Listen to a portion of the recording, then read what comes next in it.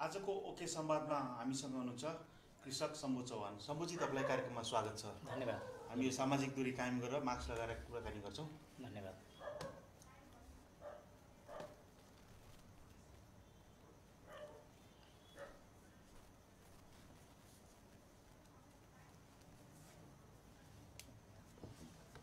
जस्तो तपाईँ 32 वर्षको हुनुभयो, तपाईँको किसानी चाहिँ यो पुस्तौनी पेसा किसानी हो। अहिले पछिल्लो समय तरकारी खेतीमा चाहिँ संलग्न हुनुहुन्छ। तर पछिल्लो समय तपाईँ एउटा कुरामा चर्चामा आउनुभयो, तपाईँले अचानक 10 रुपियाँ किलो तरकारी, जुनसुकै तरकारी 10 रुपियाँ किलोमा चाहिँ खेतमै बेच्ने निर्णय गर्नुभयो, प्रचार प्रसार गर्नुभयो, किन? अब अहिलेको अवस्थामा तपाईँको मुख्य समस्या त अहिले यो लकडाउनको कारणले गर्दाखेरि अलिक बजारसम्म पुग्न पाइएन र त्यसमाथि पनि सरकारको अलिकति ठोस निर्णय नभएर बजारीकरण गरिदिने, बजारसम्म पुर्याउने व्यवस्था गरिदिने अनि तपाईँको चाहिँ हामी किसानहरूले उत्पादन गरेका तरकारीहरू उपभोक्तामाझ पुर्याइदिनका लागि सरकारले ठोस नीति र कार्यक्रमहरू नल्याइदिएका कारणले गर्दाखेरि हामी बजारसम्म पुर्याउने नसकेका कारणले हामीले चाहिँ बाध्यताले गर्दाखेरि तपाईँको चाहिँ हामीले त्यसरी 10 रुपियाँ किलो चाहिँ बेच्न बाध्य भएका हौँ। जुनसुकै तरकारी पनि 10 रुपियाँ किलो बेच्नुभयो? अब मेरो फार्ममा उत्पादन भएका अधिकांश तरकारीहरू चाहिँ तपाईँको चाहिँ 10 रुपियाँ किलोमै हामीले चाहिँ वितरण गरिरहेका छौँ। अहिले कति जमिनमा तरकारी खेती गर्नुभएको छ? मेरो एक बिघा 6 कट्ठा समथिङ मेरो आफ्नै र अलिकति लिजमा लिएको टोटल गर्दाखेरि अहिले जग्गा मेरो 1 बिघा 6 कट्ठा समथिङ जग्गा छ। अनि त्यो 10 रुपियाँमा बेच्ने भनेर प्रचार प्रसार गर्नुभयो, फेसबुकबाट माध्यम गर्नुभयो, त्यो थाहा भए सञ्चार माध्यममा समाचार आयो होइन? त्यस पछाडि चाहिँ कति तरकारी बिक्री भयो आजको दिनसम्म आउँदा? अब पहिला त पटक्कै बिक्री नै भएको थिएन। अहिले चाहिँ फेसबुकमा सामाजिक सञ्जालहरूमा मैले चाहिँ प्रचार प्रसार गरिसकेपछि केही नभए पनि अहिले चाहिँ 50 कुइन्टल तरकारी हामीले बेच्न चाहिँ सफल भएका छौँ। हजुर, मेरो आफ्नै फर्मबाट चाहिँ 50 कुइन्टल चाहिँ अहिले तरकारी बेच्न सफल भएको छु। अब बाहिरी बुटवल अनि भैरवा लगायतका व्यापारी साथीहरू चाहिँ मेरो फर्मबाटै गएर चाहिँ अहिले चाहिँ तरकारी ल्याउने गर्नुभएको छ। अनि केही चाहिँ स्थानीय उपभोक्ता साथीहरूले पनि अब लोकल आफ्नै घरमा चाहिँ प्रयोग गर्नको लागि भए पनि अलिअलि भए पनि उहाँहरू चाहिँ मेरो फर्ममै गएर ल्याउने चाहिँ गर्नुभएको छ। तपाईँले चाहिँ अगाडि भन्नुभयो सुरुमै बजारीकरणको अभाव भयो, बजारमा पुर्याउन सकिएन, तरकारीहरू खेतमै अब सुक्ने जाने अवस्था भइसकेपछि बाध्य भएर 10 रुपियाँ किलो बेच्नु पर्यो भन्नुभयो। तर त्यही भनेर तपाईँले भन्दा त लकडाउनको अवधिमा लगभग 3000 ट्रकभन्दा बढी आलु, प्याज, तरकारी, फलफुल भारतबाट हुँदै नेपाल आएर यहीँ बुटोल भैरवा काठमाडौँसम्म बिक्री वितरणको लागि गयो होइन? भारतबाट त्यत्रो तरकारी बिक्री वितरणको लागि जान सक्ने, तर चाहिँ तपाईँको अब भैरवाको छिमेकमै हुनुहुन्छ, बुटोलको छिमेकमा आउँछ, ठुलो नगर तिलोत्तमाको नजिकमै हुनुहुन्छ होइन? त्यो ठाउँमा चाहिँ तरकारीलाई किन लिएर आउन सकिएन हामीले? मैले पहिले नै भनिदिएको थिएँ, तपाईँको चाहिँ यो सरकारले ठोस नीति नभएकै कारणले गर्दा हामी किसानहरू मार्गमा परेका छौँ।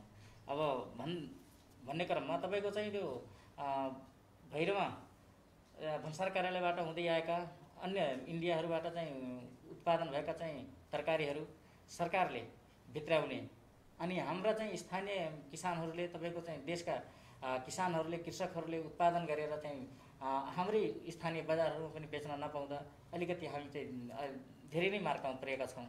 अब सरकारले बाहिरबाट चाहिँ तरकारीहरू नल्याएर स्थानीय किसानहरूलाई प्रोत्साहन गरेर स्थानीय किसानहरूको चाहिँ तरकारी बजारसम्म पुर्याइदिएर उपभोक्ताको घर घरमा पुर्याइदिएर त्यसै प्रभावकारी भूमिका खेल्नुपर्ने थियो। तर सरकारले कुनै प्रकारको चाहिँ पहल हाम्रो किसानहरूप्रति चाहिँ गरेको देखिएन, सुन्नमा आउँछ। तर सरकारले त तपाईँ प्रदेश सरकारले तपाईँहरू जस्ता किसानहरूको लागि हकितको लागि तपाईँहरू जस्तो किसानले फलाएको कृषि उपजहरूलाई बजारमा लगेर बिक्री गर्नको लागि कृषि एम्बुलेन्स पनि सुरुवात गर्यो भनेर चाहिँ चर्चामा आएको थियो नि त प्रदेश सरकारले। तपाईँको गाउँमा कृषि एम्बुलेन्स पुगेन? हामी चाहिँ त्यो किसानहरूले हाम्रो ठाउँको चाहिँ किसान हामी शुद्धोधनवासीले त्यसको अनुभूति गर्न पाएनौँ। अब हामीले चाहिँ त्यो मैले त्यो फेसबुकमा चाहिँ प्रचार प्रसार गरिसके पश्चात मात्र चाहिँ तपाईँको चाहिँ भैरवाका साथीहरू कोही कतिपय साथीहरू चाहिँ त्यो एम्बुलेन्स प्रयोग गरेर चाहिँ तरकारी लिन जानुभयो। पछि त्यो हामीले चाहिँ प्रचार प्रसार गर्न लगाइसकेपछि नभए भने त्योभन्दा अगाडि चाहिँ तपाईँको कुनै प्रकारको एम्बुलेन्स कुनै प्रकारको चाहिँ ढुवानीका स्रोत साधनहरू हाम्रो स्थानीय शुद्धोधन गाउँपालिकामा सम्म पुगेको थिएन।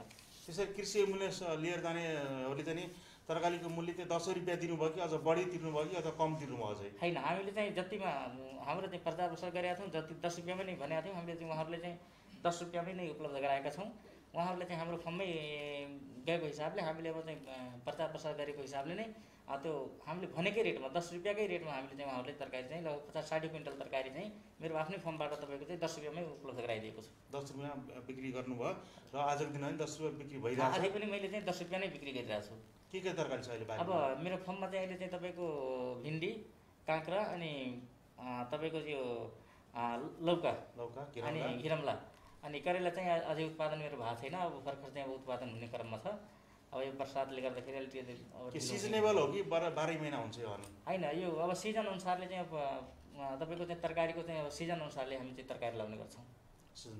सिजन अनुसारले नै हामी तरकारी लगाउने गरेका छौँ।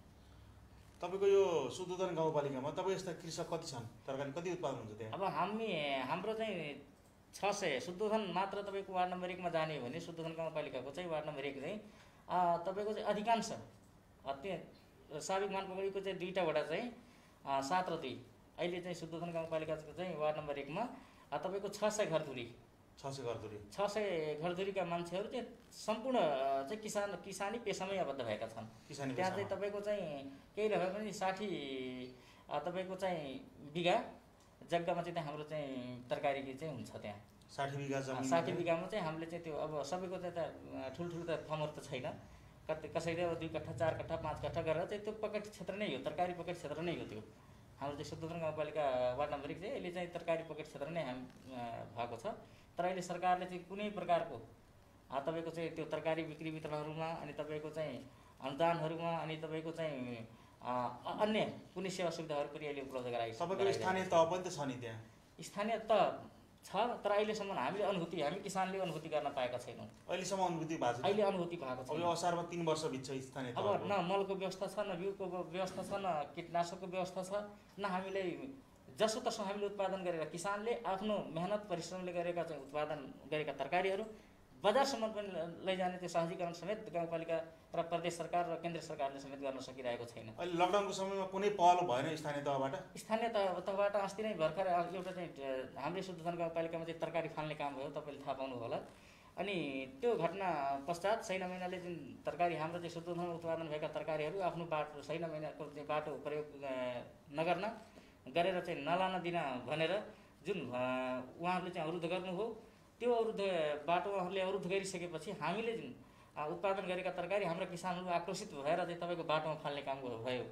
त्यसपछि चाहिँ तपाईँको चाहिँ अलिअलि चाहिँ त्यही बाटो खुलाइदिनको लागि चाहिँ मेयरहरूले हाम्रो शुद्धोधन गाउँपालिकाका चाहिँ मेयर लगायतका वडा अध्यक्ष वार्ड नम्बर 1 का वडा अध्यक्ष लगायतले बाटो खुलाइदिनको लागि सामान्य पहल चाहिँ गर्नुभएको हो। अरू बाँकी चाहिँ कुनै प्रकारको चाहिँ तपाईँको हाम्रो चाहिँ त्यहाँ सहजीकरण र पहल चाहिँ गरिएको छैन।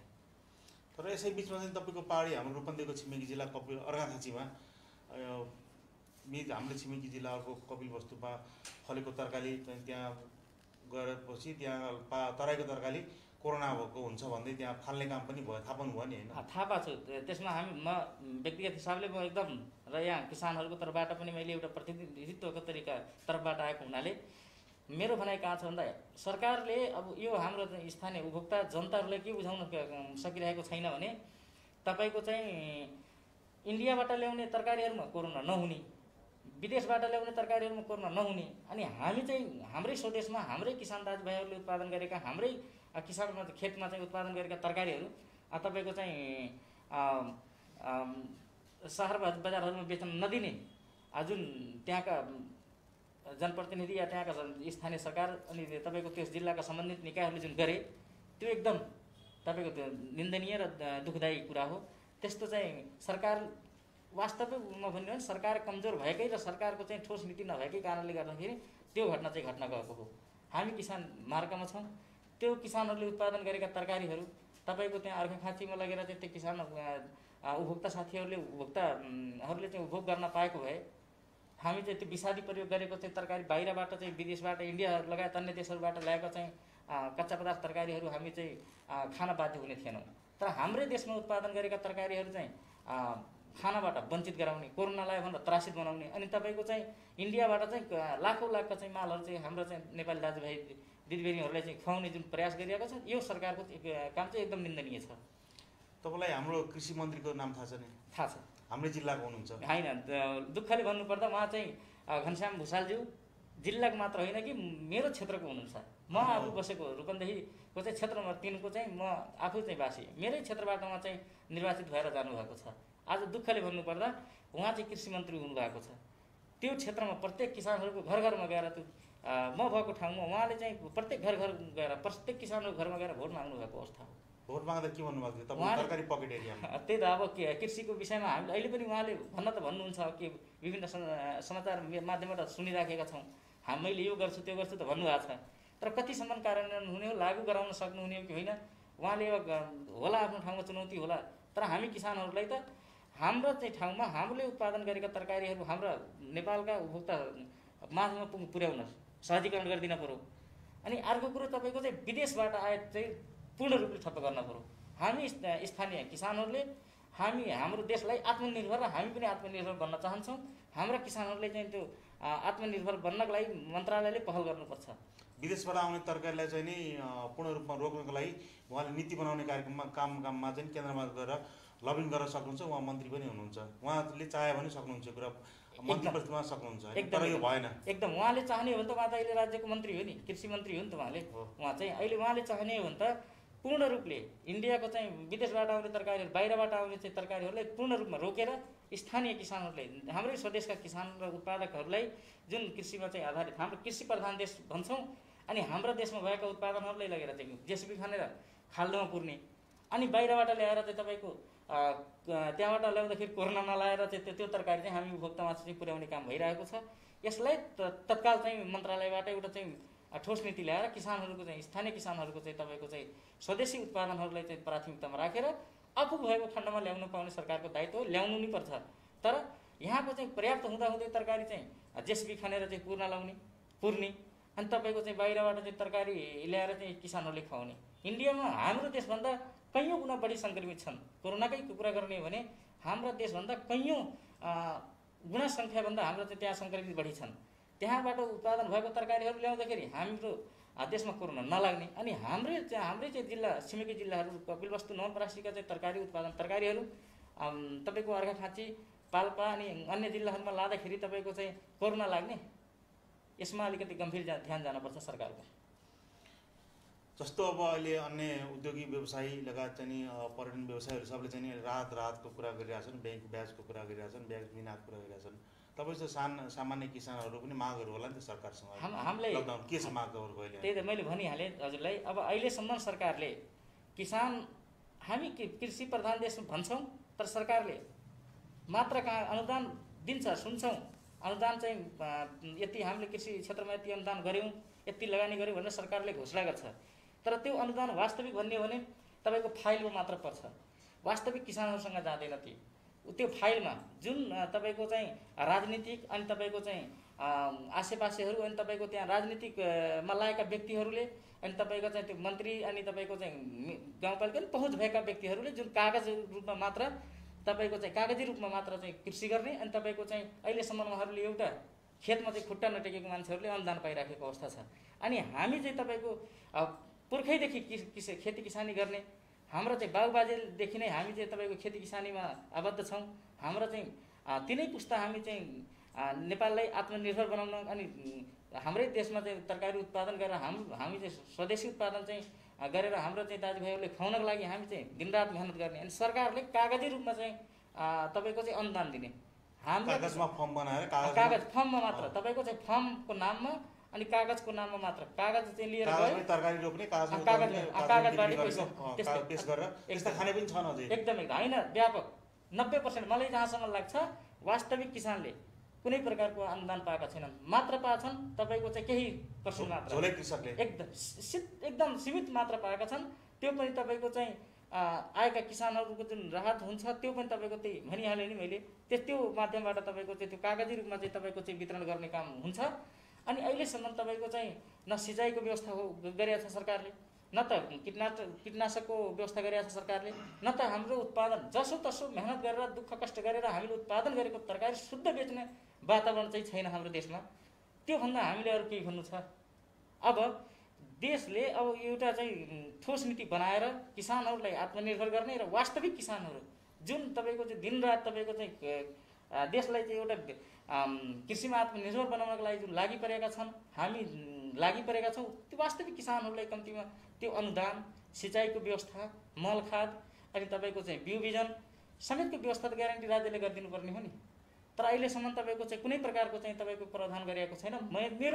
मैले जाने अनुसारले मेरो चाहिँ 3 पुस्तादेखि नै अहिले चाहिँ खेतीमै आबद्ध, तरकारी खेती अनि अन्य बालीमै चाहिँ तपाईँको पुस्तामा भन्नुभयो 3 पुस्तादेखि आबद्ध हुनुहुन्छ किसानी। हाम्रो चाहिँ 3 पुस्तादेखि नै। तर चाहिँ आजको दिनसम्म तपाईँले केही पाउनु भएको छैन? छैन, केही पनि छैन। तपाईँको अहिलेसम्म सरकारले कहीँ पनि मेरो चाहिँ 3 पुस्तेको चाहिँ नामोली निकालोस् र एउटा चाहिँ कीटनाशक पनि दिएको छु भने रेकर्डमा अहिले कहीँ पनि कुनै वडामा, कुनै गाउँपालिकामा, साविकका गाविसहरूमा पनि कहीँ भेटिन्न।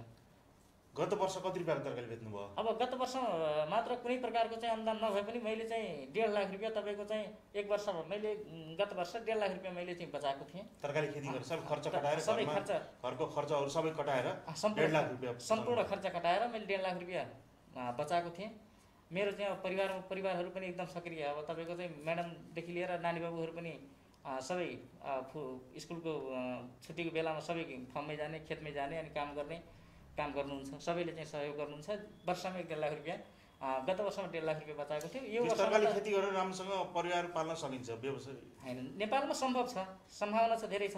मैले एउटा आफैले अनुभव गरेको विषय के भन्दा मैले गत वर्ष 1.5 लाख रुपियाँ कमाएँ। यो वर्षमा सरकारले अलिकति चासो नदेखाएर अनि त्यसमाथि पनि कोरोनाको यो लकडाउनले गर्दाखेरि अलिकति हामी चाहिँ मारमा परेका छौँ। अहिले त यसपालि त मेरो मात्र होइन, सम्पूर्ण किसान, यो देशकै किसानहरूको चाहिँ हालत अहिले बिउको चाहिँ पैसा उठाउन गाह्रो भएको छ। अहिले किटनाशक, सिँचाइ अनि तपाईँको चाहिँ जसरी तपाईँले 10 रुपियाँ किलो बेच्नु भएको छ नि तरकारी, अहिले आजको दिनसम्म बेच्नु भएको छ होइन? हजुर। बिक्री नभएपछि त्यो 10 रुपियाँले तपाईँको खर्च उठ्छ? उठ्दैन। तपाईँको चाहिँ अब त्यो खेतमा बारीमा त्यो कुहाउनुभन्दा केही न केही तपाईँको चाहिँ राहत हुन्छ। त्यो केही फाइदा नभए पनि कम्तीमा त्यो अलिकति भए पनि राहत हुन्छ भन्ने हिसाबले मात्र बेचेका छौँ। अब फर्ममा कुहाउने लाउने भने त्यहाँ मनले मान्दैन। आफूले मेहनत गरेर चाहिँ उब्जाएको चाहिँ तरकारीहरू बारीमा कुहिँदाखेरि आत्मा रुन्छ। हेर्नुहोस्, हामी किसानको चाहिँ मन रुन्छ। अनि तपाईँको चाहिँ अब बेचौँ भने बजारमा बजारीकरण छैन। बाहिरबाट चाहिँ लकडाउनभित्रमै मैले समाचारहरूमा सुन्दाखेरि तपाईँको इन्डियाबाट चाहिँ कति लाखको चाहिँ तरकारी आयो, नेपालमै चाहिँ प्रवेश गरिएको छ। अनि तपाईँको त्यो हाम्रो तरकारी बारीमा कुह्ने, अनि तपाईँको चाहिँ बाहिरबाट चाहिँ तपाईँको इन्डियाबाट आयात गरेर चाहिँ ल्याउने अलिकति चाहिँ गम्भीर विषय नै हो। वर्षको चाहिँ 1.5 लाख रुपियाँभन्दा बढी चाहिँ अब लकडाउन कारणले अहिले प्रभावित भयो होइन? 1.5 लाख रुपियाँ बचत हुन्छ भने त्यो राम्रो कुरा सुनाउनु भयो। र नेपालमा चाहिँ कृषिबाट चाहिँ क्रान्ति हुन्छ, कृषि क्रान्तिबाट आर्थिक समृद्धि पनि हुन्छ भन्ने कुरा छ नि। त्यसलाई चाहिँ तपाईँको भनाइले पनि पुष्टि गर्यो। अनि यो तपाईँको अब तरकारी जुन बचेको तरकारी छ नि, यसलाई चाहिँ कहिलेसम्म 10 रुपियाँ किलो बेच्ने हामीले? अब लगभग अब 1 महिना मात्र यो हामीले चाहिँ रोपेका तरकारीहरू, लौका, काँक्रा, अनि अब यो मौसमको हिसाबले अब बर्सातमा यो चाहिँ अटोमेटिकली आफै मर्ने तरकारी हो।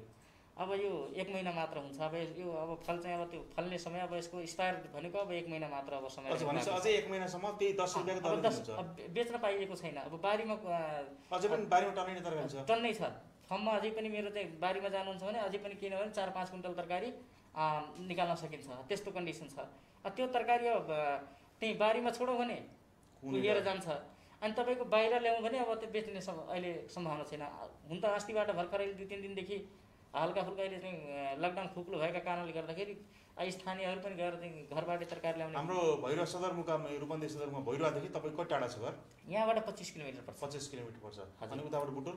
बुटोल पनि उस्तै हो। हजुर।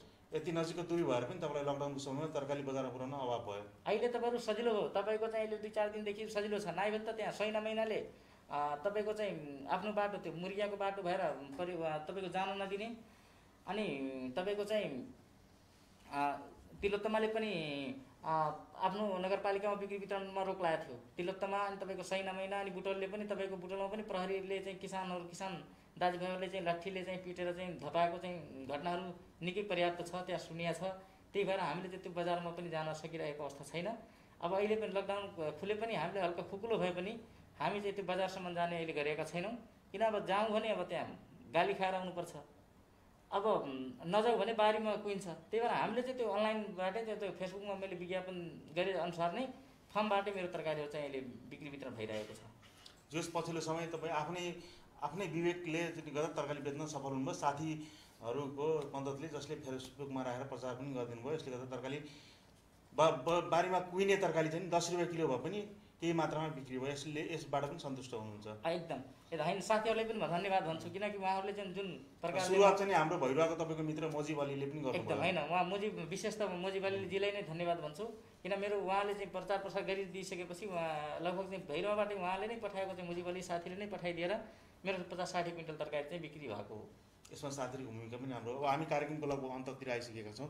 अब कार्यक्रम अन्तमा तपाईँले आफ्नो सरकारलाई भन्नुपर्ने कुरा एउटा के हो, सरकारलाई तपाईँको माग, र अनि हाम्रो भैरुवा यस क्षेत्रको उपभोक्तालाई के भन्न चाहनुहुन्छ, कृषि तरकारी प्रयोगकर्ताहरूलाई के भन्न चाहनुहुन्छ, सन्देश के दिन चाहनुहुन्छ? मैले त विशेष अहिले चाहिँ सरकारले भन्नुपर्दा विदेशबाट आउने सम्पूर्ण कच्चा पदार्थ तरकारीहरू आयात तत्कालै रोक्नुपर्छ। हाम्रो देशमा उत्पादन गरेका तरकारीले अपुग भयो भने मात्र चाहिँ बाहिरबाट ल्याउने प्रयास गरोस् सरकारले। र हामी किसानहरूको म जस्तै हजारौँ किसानहरू अहिले चाहिँ तपाईँको चाहिँ आफ्नै लगानीमा चाहिँ कृषि गर्न बाध्य छन्। उहाँहरूलाई म जस्तै हजारौँ किसानहरूलाई तपाईँको चाहिँ यो देशका सम्पूर्ण किसानहरूलाई अनुदानको ग्यारेन्टी, मल खाद अनि सिँचाइको ग्यारेन्टी सरकारले गरिदिनुपर्छ र बिक्री वितरणको पनि जिम्मा चाहिँ र ग्यारेन्टी सरकारले लिनुपर्छ, सरकारले भन्छु। र उपभोक्ताहरूलाई पनि के भन्न चाहन्छु भने हाम्रा स्थानीय उपभोक्ताले बाहिरबाट आएका तरकारीहरू, इन्डियाबाट आएका तरकारीहरू यस्तो महामारीको बेलामा हाम्रै बारीमा फलेका तरकारीहरू चाहिँ हामी कोरोनाबाट डराएर हामी चाहिँ खनेर पुर्ने अनि बाहिरबाट ल्याउँदाखेरि चाहिँ त्यो तरकारी चाहिँ कोरोना नलागेको हुने भन्ने कुरा होइन। हामीले चाहिँ स्वदेशमा उत्पादन गरेका तरकारीहरू प्रयोग गरौँ। बाहिरबाट चाहिँ हामीले बाहिरबाट ल्याएका चाहिँ तरकारीहरू हामीले प्रयोग गरेनौँ भने, हामी चाहिँ उपभोक्ताले चाहिँ किन्दैनौँ भने अटोमेटिक रूपले चाहिँ तपाईँको तरकारी चाहिँ बाहिरबाट आयात रोकिन्छ। हामी सकेसम्म हाम्रै स्थानीय, हाम्रै देशमा उत्पादन भएका तरकारीहरू प्रयोग गरौँ, बाहिरबाट आयातलाई रोक्न सबैको चाहिँ एकबद्धता जाहेर गरौँ। तपाईँसँग तरकारी किन्न आउन चाहनेहरूलाई तपाईँको फोन नम्बर भनिदिनुहोस् न हाम्रो कार्यक्रममा। मेरो चाहिँ तरकारी किन्न आउने साथीहरूलाई अनुरोध छ, मेरो मोबाइल नम्बर 9811 4018 हो, 9811 43018 हो। उहाँहरूले चाहिँ किन्न चाहने इच्छुक साथीहरूले मेरो चाहिँ यही नम्बरमा फोन गरेर आउन सक्नुहुन्छ। मेरो घर चाहिँ सुत्तुथुन गाउँपालिका वार्ड नम्बर 1 बेलवा शम्भु चौहान भन्ने चाहिँ मेरो नाम हो। उहाँहरूले चाहिँ मेरो फर्ममा आउनुभयो भने तरकारी पाउनुहुन्छ। 10 रुपियाँ किलो तरकारी, 10 रुपियाँ किलो तरकारी पाउनुहुन्छ। अगर 5 क्विन्टल त नि उहाँले अर्डर गर्नुभयो भने तपाईँ भैरै पठाइदिनुहोस् तरकारी। मेरो आफ्नै गाडी छ, मैले चाहिँ 5 क्विन्टलसम्म तरकारी चाहिँ उहाँहरूले चाहिँ कुनै साथीले अर्डर गर्नुहुन्छ भने 5 क्विन्टल तरकारी चाहिँ मैले होम डेलिभरी पनि गर्ने व्यवस्था मिलाइदिएको छु। 10 रुपियाँ भाउमा? हजुर, 10 रुपियाँ भाउमा। हस् त, हाम्रो स्टुडियोमा आउनुभयो, त्यही टाढाबाट 25 किलोमिटर टाढाबाट भैरुवा आएर हामीलाई समय दिनुभयो, आफ्नो भावनाहरू राख्नुभयो, सरकारलाई सुझाव दिनुभयो, उपभोक्तालाई जानकारी गराउनुभयो, त्यसको लागि धेरै धेरै धन्यवाद छ। कृषि क्षेत्रमा तपाईँको उज्जवल भविष्यको कामना गर्दछु। हजुरलाई पनि धेरै धेरै धन्यवाद छ। म एउटा किसानलाई आफ्नो चाहिँ दुःख देश र जनताप्रति र सरकारप्रति पुर्याइदिनका निम्ति सहयोग गर्नुभयो, मलाई अवसर दिनुभयो। म त्यसको निम्ति सम्पूर्ण किसान, पीडामा परेका सम्पूर्ण किसानको तर्फबाट र मेरो व्यक्तिगत तर्फबाट हजुरले पनि धेरै धेरै धन्यवाद भन्न चाहन्छु। धन्यवाद।